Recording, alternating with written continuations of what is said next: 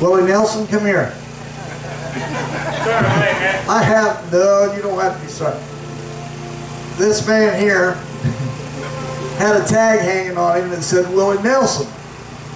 Well, I have a guitar player that plays, Mike, that was in the band, thought he was one of Willie Nelson's road crew. And he wanted to meet this guy. But a real short story, I want you to tell them what happened real quick, because I've got something great that's about soon to happen, and I want them to hear this. All right, starting on Friday, I was living down in San Diego. I was taking care of my entire family, including a 6-year-old niece, an 18-year-old disabled niece who has cerebral palsy, left hemiplegia, my mother, my father, and my 2 sisters. They were drowning me. My mom and my dad, my sisters were just drowning me, taking advantage of me. And I prayed to God. I said, where should I go? He said, Columbus. At first I was like, okay. I checked my bank account. I had $1 of what the ticket cost me. But I came up. I got off the bus, walked around the corner, got robbed at gunpoint by 2 guys. Luckily, I had a hotel room set up for 4 days. I got here at 1:36 on Monday.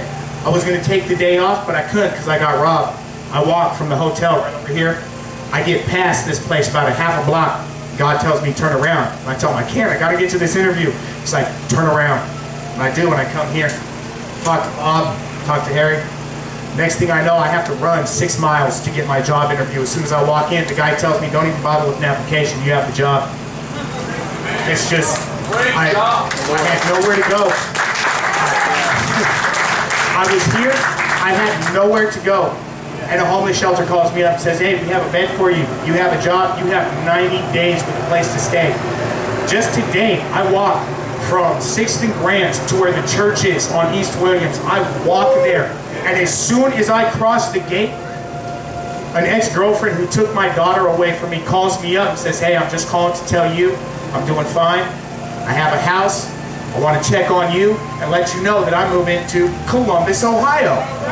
So in April, my daughter will be back with me too, and I have a job. I have everything set up.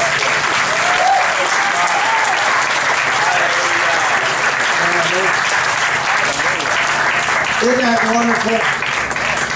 How God can turn sorrows into joy. And he told me, he said he's got a pocket full of smiles that he can throw out there now. You say, I wish that could happen to me. It can. Some people in here don't even feel like living. They don't feel like facing tomorrow because they don't know what tomorrow holds, because they're looking at what they got now and the past behind them. God holds your future. Don't ever forget that. Don't ever forget what you saw in this tent and the joy of people's lives that's being helped.